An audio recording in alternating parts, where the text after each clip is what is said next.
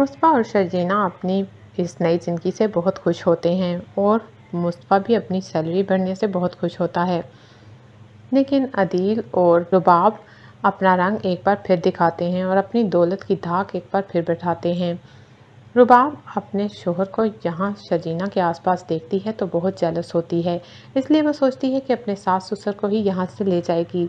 ससुर का बहाना लगाकर अदील यहाँ आया है और शर्जीना के आगे पीछे फिरता है, इसलिए वो ससुर को ही यहाँ से ले जाएगी। यही बात होती है, वो अपने ससुर और सास को मना लेती है और अपने घर ले जाती है। अदील और रुबाब जब सास ससुर को अपने घर ले जाने की बात करते हैं तो मुस्तफ़ा बहुत दुखी होता है। वो कहता है कि मैं यहाँ बाबा और अम्मा का ख्याल बेहतर तरीके से रख रहा हूँ। अगर आपको एतबार नहीं है तो इसका ये मतलब नहीं कि आप उनको अपने साथ ही ले जाएं। वो अपने घर में रह रहे हैं। मुस्तफ़ा और शर्जीना उनको रोकने की कोशिश करते हैं, लेकिन बाबा का फैसला भी रुबाब और अदील के हक़ में ही जाता है। वो मुस्तफ़ा को सदा का लापरवाह समझते, लेकिन साथ ही वो ये भी कहते हैं कि मुस्तफ़ा भी मेरे लिए बहुत कुछ कर रहा है, लेकिन अब मैं चाहता हूँ कि अदील जो कह रहा है वो पूरा करूं, और अगर वो चाहता है कि मैं वहाँ चला जाऊं तो मैं वहाँ जाऊंगा।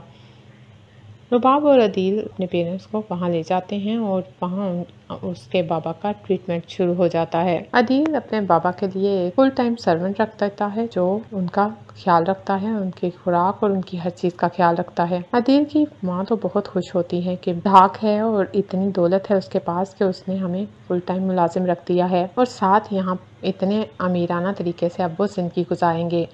वो बहुत खुश होती हैं और अपनी बहू के सदके वारी जाती हैं, लेकिन ये खुशी सिर्फ 2 दिन की होती है। रुबाब जब यहाँ आती है तो वो अपने सास ससुर को टाइम ही नहीं दे पाती। कभी वो अपने ऑफिस जाती है तो कभी वो शाम को पार्टीज़ में जाती है। ये सब देखकर उसकी सास हैरान होती है कि उसकी बहू की कितनी बिज़ी लाइफ है और वो हमें खातर में ही नहीं लाती और हमारे सामने ही नहीं आती।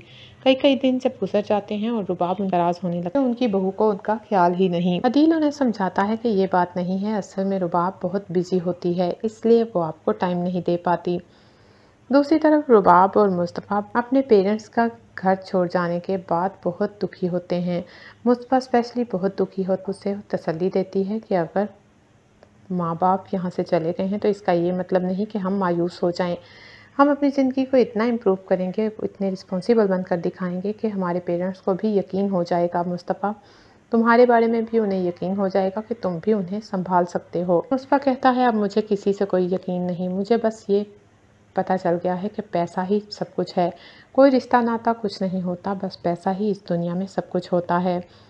शर्जीना कहती है ऐसी बातें ना करो, अगर पैसा भी सब कुछ है तो हम सबको पैसे कमा कर दिखाएंगे और अपने पैरों पर खड़ा होकर दिखाएंगे।